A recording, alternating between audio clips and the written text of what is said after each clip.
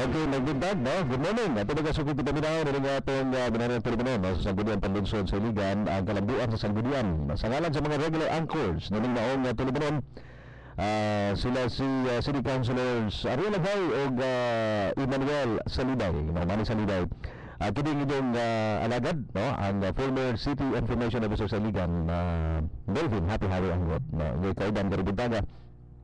Aron pagkatid gara kaninyo sa mga pagpasabot hatag katinawan sa pipila ka mga isyu labi na gining ato diskutan karon bisan asa nga kanto dinhi sa Iligan sa mga tapok-tapok kining issue kalabot sa matawag nato alang kadako personally gano'n nga kuan bangi tali sa Legislative Executive Department gumikan kay siguro mingon tag lapas na 100 days, lapas na unong kabulan, niya na ta sa ikaw kabulan, nilang bagong administrasyon. Panalang ka na ito, we always give consideration and we always leave space nga mingon ta nga, siguro adjustment pa rin ba? Adjustment, palibin na yun. Nga ito napili nga pamunudakbayan o ito mga sakop sa Sangguniang Panlunsod, doon na ito siguro mga matawag na ito, mga salin-salin pa sa may tabo lagi nga eleksyon, ito nakalabay nga Mayo 2013. Padayon pa din na ito naging adlaw kauban ako si City Councilor Bayani Ariola pasabot ato kining kalabot lagi sa ngano bag gi-insister gyud sa mga sakop sang Sangguniang Panlunsod nga wa matukma ang memorandum ni Mayor Salsurahan sa pag-ingon nga ang tanan nga mga job orders regardless of charges lakip nini ang sa Sangguniang Panlunsod man regardless of charges moagi na nga to kaniya gumikan kay ano na mga president sinyo wala to lang matuki na to naputol man tanan to kay nag brown out man to dunay schedule brown out to adlaw ang dunay usa sa mga gihimong basihan dunay na mga presidents dunay mga una nang mga sirkumstansya kalabot ning maong hisgutanan ang gatong issue usab tali sa provincial governor kanhi provincial governor sa Dalawigan sa Subo Cebu, province of Cebu ug sa iyahang corporate busy gobernador niadtong panahon si kanhi o anhing kay wa naman si kanhi gobernador no anhing busy gobernador Gregorio Sanchez din gapon na nahitabo as to hiring of contractual and casual employees sa provincial capital no dito sa Dalawigan sa Subo. Dinagapon to susama nini nga panghitabo memorandum nga gisyo ang gobernador si Gobernador Gwendolyn Garcia nga tanan pod hiring sa mga contractual whether kini sa Sangguniang Panlalawigan no sa provincial board kinahanglan moagi siya may magbuot nini so di na to opinion nga napagula kalabot ni gani di na jurisprudence gani niabot sa punto niabot sa punto nga masuspend sa iyang pwesto si kanhi gobernador Gwendolyn Garcia sa Sugbo kalabot ni nga isyu ang mahimong kalapasan no sumala pa sa nakalat ng impormasyon diha sa mga gula sa panantalaan o diha sa nabati ngadto diha sa mga gawas mga balita o gihagid gani mismo sa mga news and current affairs program sa telebisyon nga ang mahimong kalapasan ni Gobernador Gwendolyn Garcia gatong iyahang sumala pa kuha sa otoridad nga dili iya so grade abuse authority is the gobernador kuha niya ang katungod o kanibang duties and responsibilities nga ano yan unta nga adto sa vice gobernador so nini apan sa ito na lagi nisgutan ito nakalabang laging adlang Merkules di na may usab-usab ka statement gikan sa buhatan sa mayor pinaagi sa iyang chief of staff nalingon nga nag-overreact lang ang Sangguniang Panlunsod nag-overreact lang dili man to patumong ngadto kanila dili patumong ngadto kanila kun dili patumong kadto nga mao nga memorandum nga tanan nga kuan job orders kinahanglan moagi na sa ang final approval in other words ang final approval kinahanglan nga ang mayor ang final approval sa katong memorandum sumala pa patumong lang to sa CHRO kining personal department sa atong kagawanan lokal City Human Resource Management Office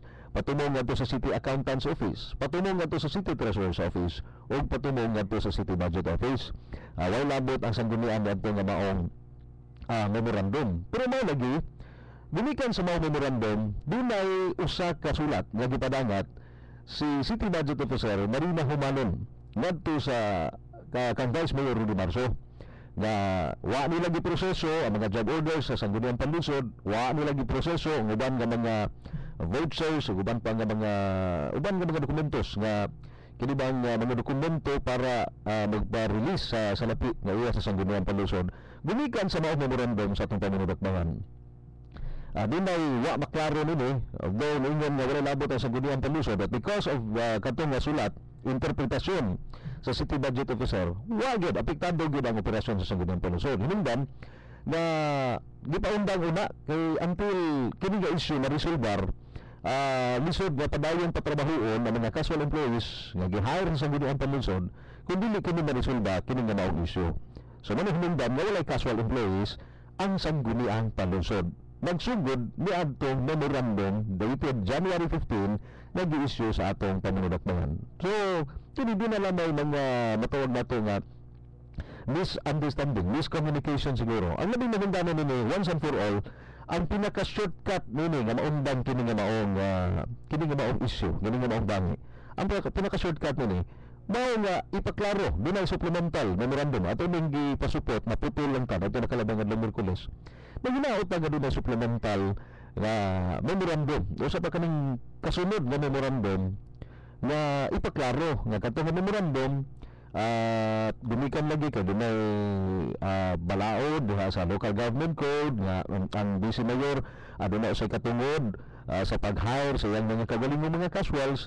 So wala labot ang Sangguniang Panlungsod. All executive departments malang ang covered ngadto nga maong memorandum. Muna na siguro unta ka simple, no shortcut. Dili unta wabot unta diyon nga malali maglalis sa kahanginan.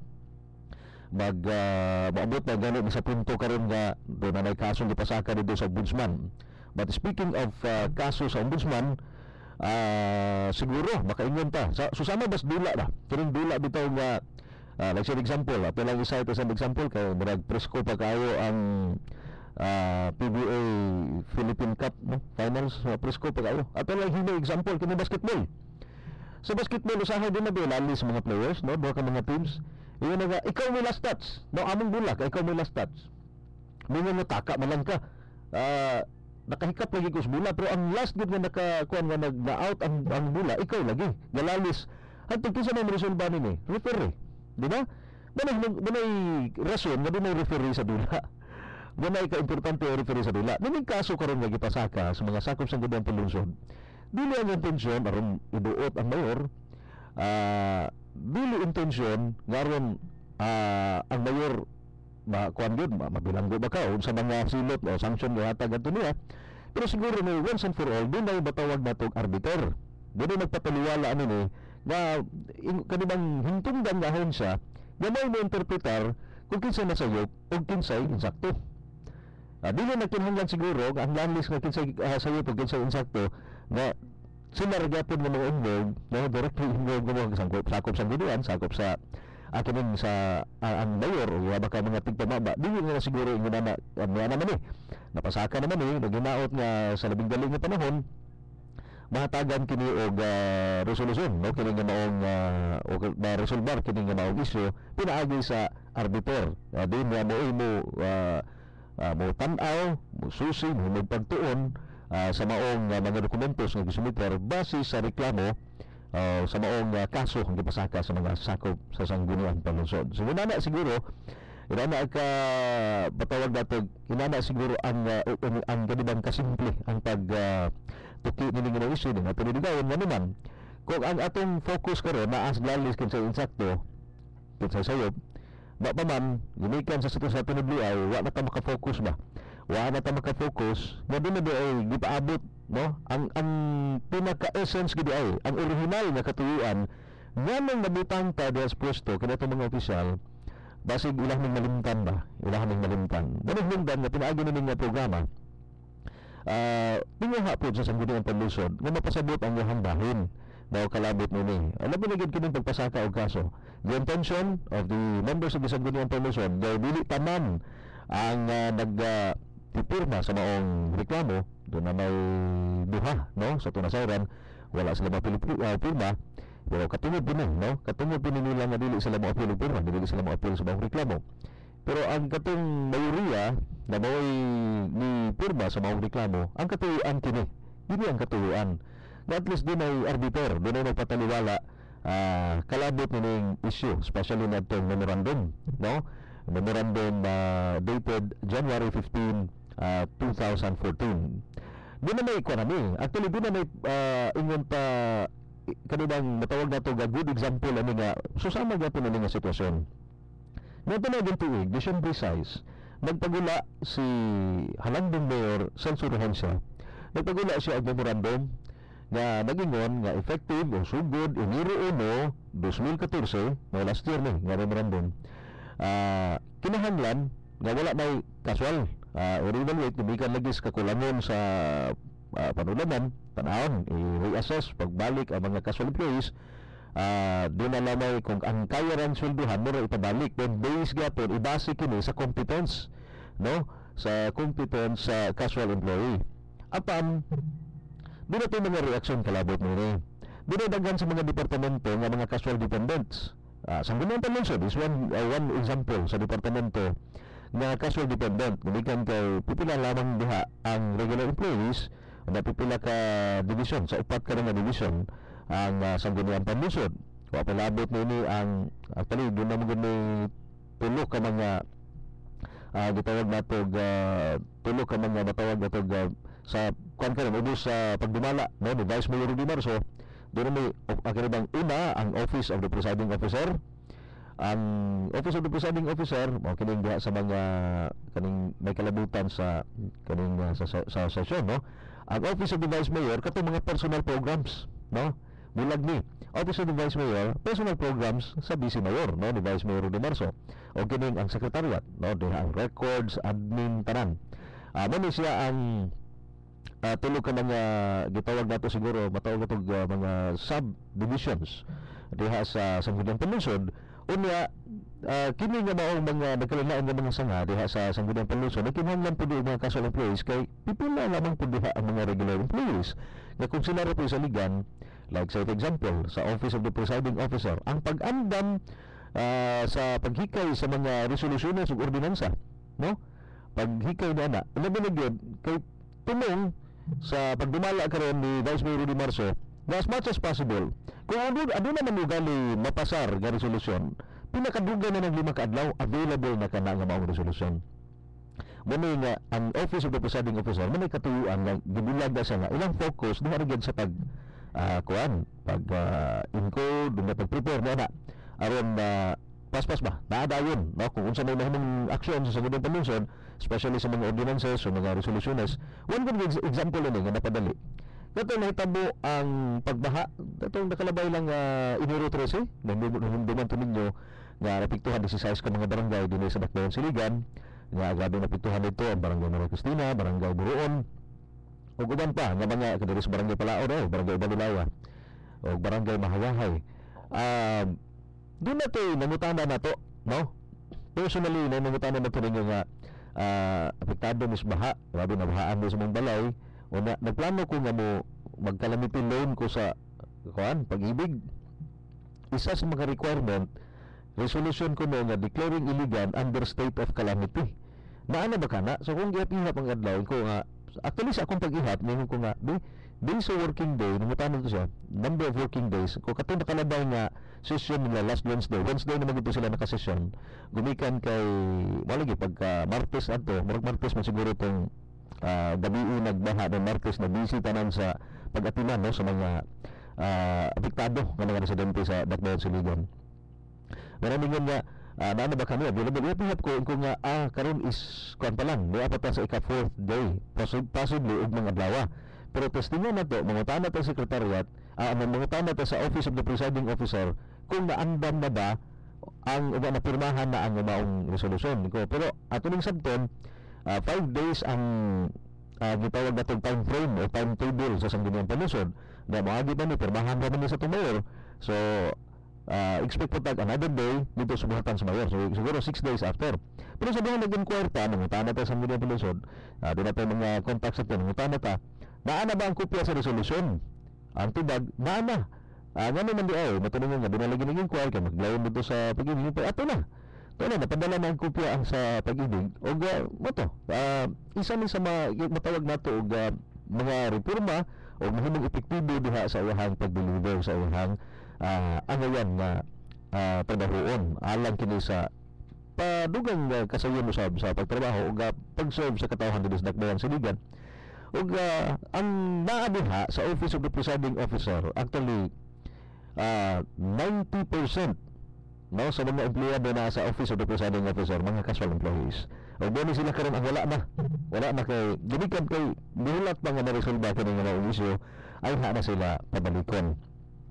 So, bali nang hinaot nga pinagi dinhi no magsinabot na ng sanggunian o gang pinalagay ko ba kini bang ang buhatan sa mayor kini bang dinala siguro mga misunderstandings dinhi. Mo na lagi nga alam nga kanato og mo ni kanunay ang panawagan sa mga sakop sa sangguniang panlungsod nga unta di na may panagsultian ay di na nantay mga dialogo di na nantay mga caucus nasubo ta tungod kanito na agindulan ang chief of staff mismo sa mayor ang ningon nga kanang caucus manggod dili ganahan sa mayor siya na siya ha.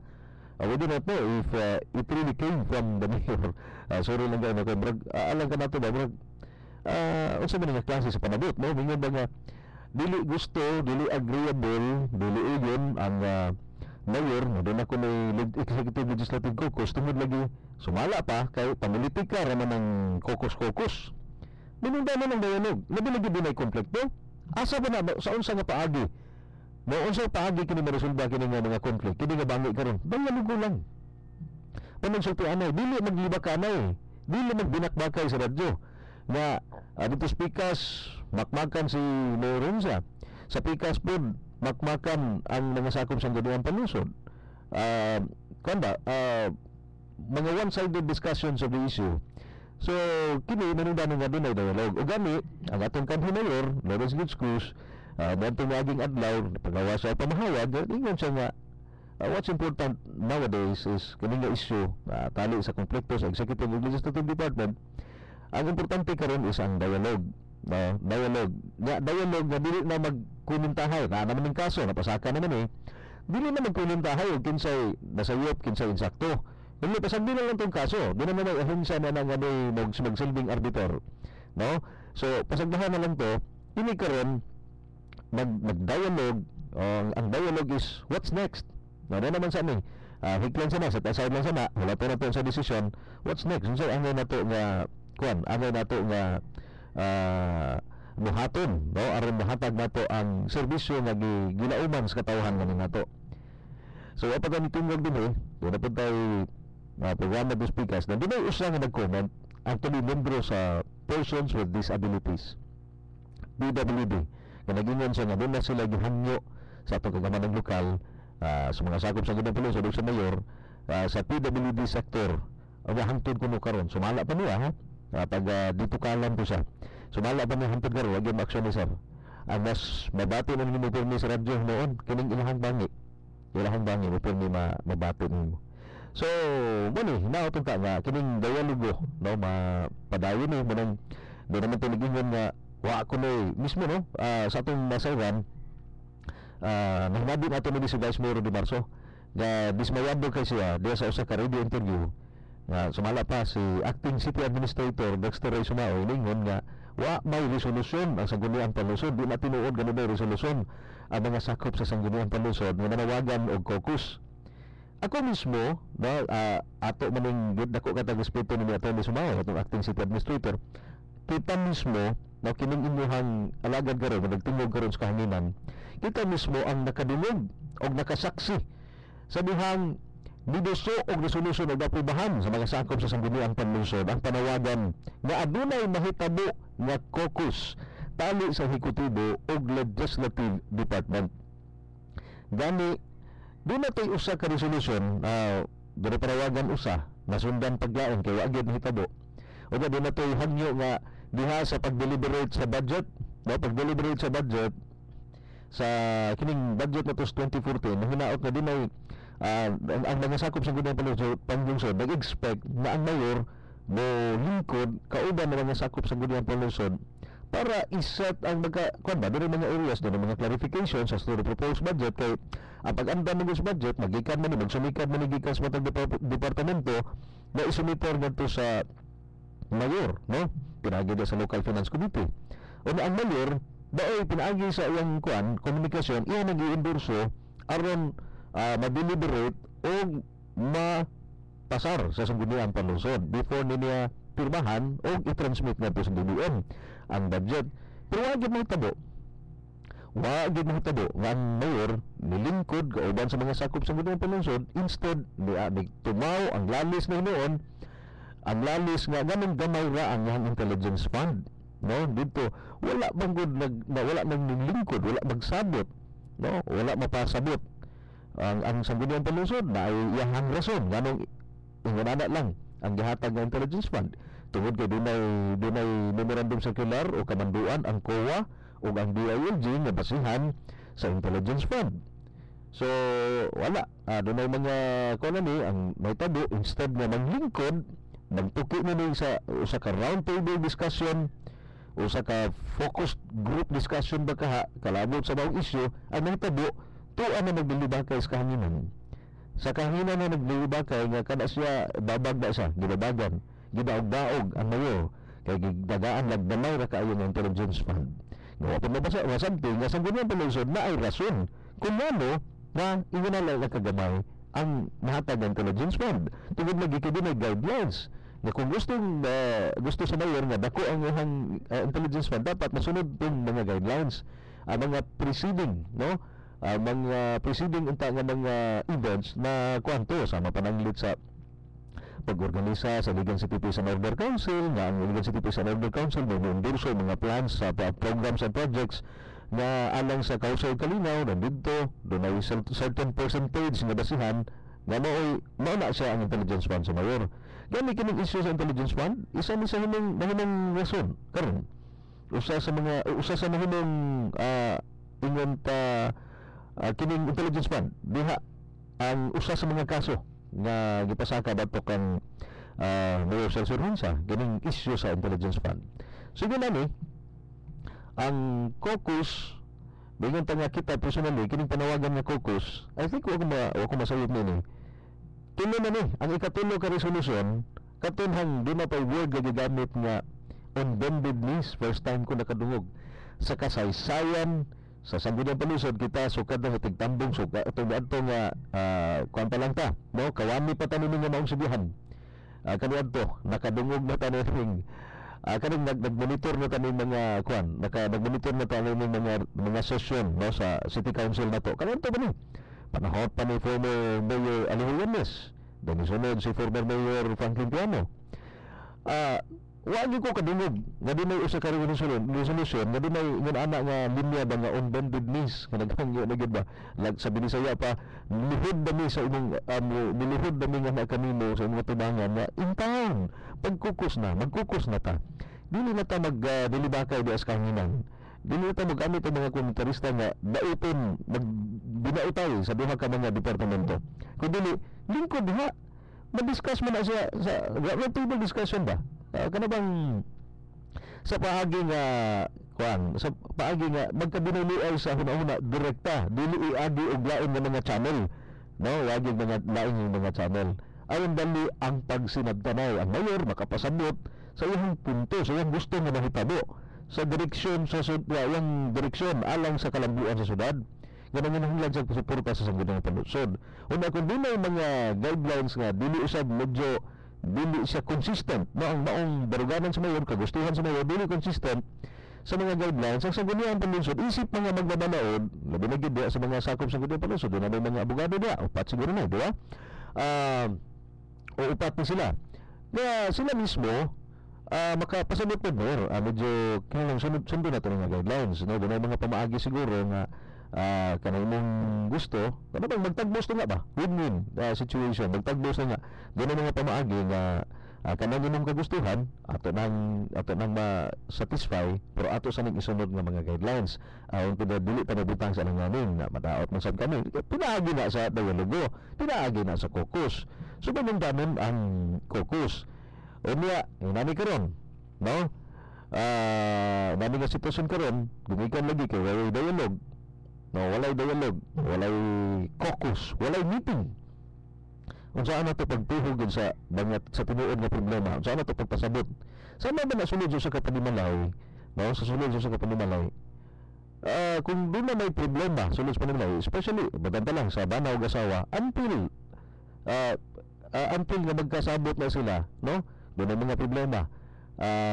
Kung wala panagsultian ay tali sa bana ug asawa, awag na magbungol ra gyud na sila hantod sa hantod. Nana ang mahitabo. Mahadlok ta nga mo puno mahitabo dinhi sa syudad sa Iligan. Hangtod sa mosunod nga eleksyon, iinani na lang po ni. Pero magbungol ba, marang iyahay glikay. No, iyahay na naglikay. Ang legislative, likay sa executive. Ang executive, malikay po sa legislative. So, inarami nga mga punto. So, nang hinawata nga, doon na nag-iikwarami. Doon na mahitabo gid nga dialogo. Nga dili ta binatuhay o mga negatibo nga mga pulong.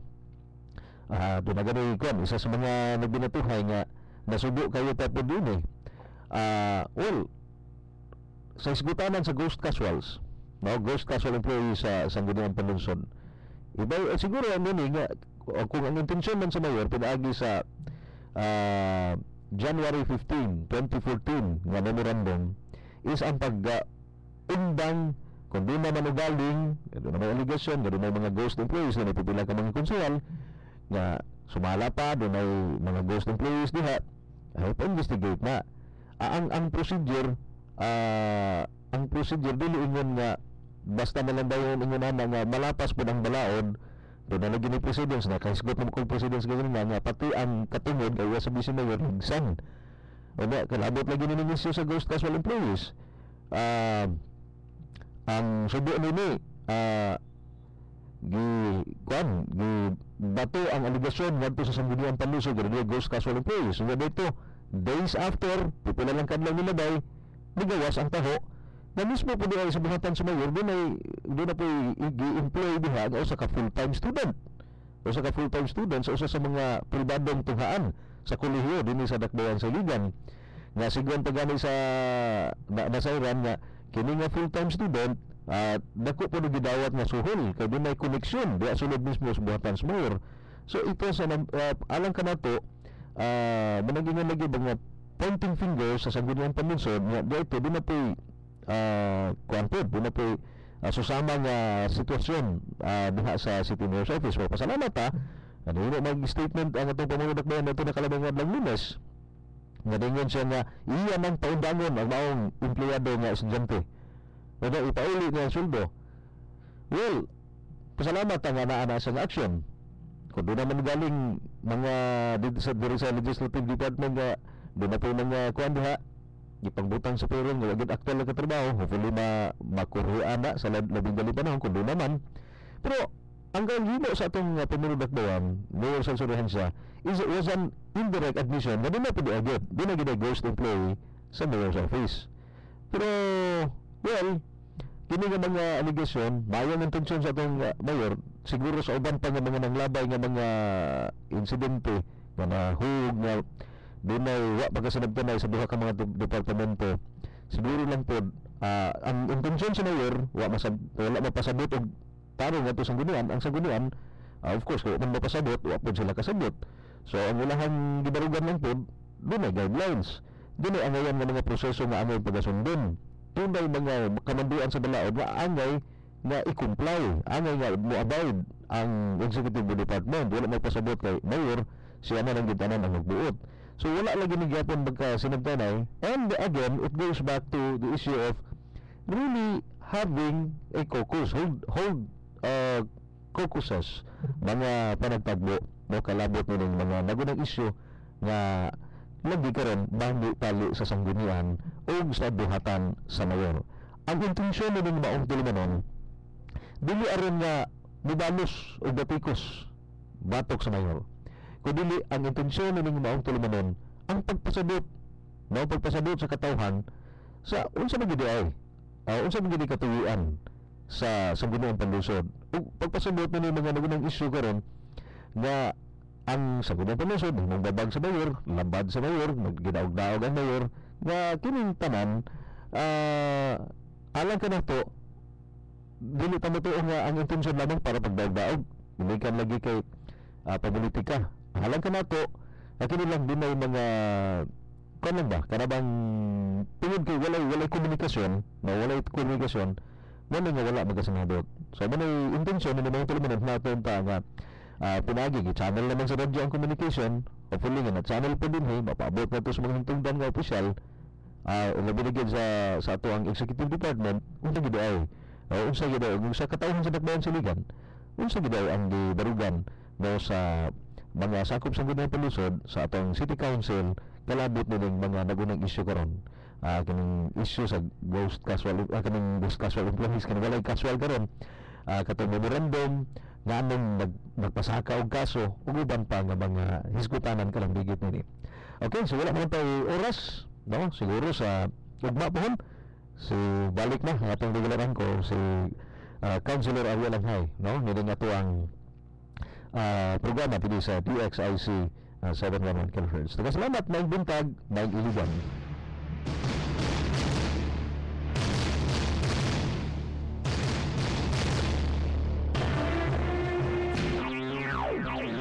Inadumati ang usa ka binayran nga programa. Ang mga pulong o gunahuna nga giluwatan sa nagdumala, iyan lamang ug walay labot ang mga kawani o tagdumala ning sibihan RMN Iligan.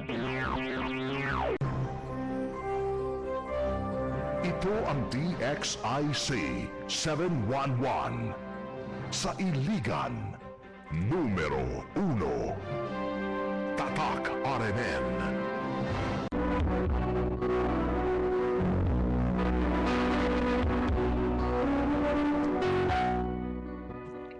Kung ako'y pasultihon, ako moingon. Nga kung makusukuso kanimo ang mga kasakit, ihangad lang ang tanan sa langit. Kung ako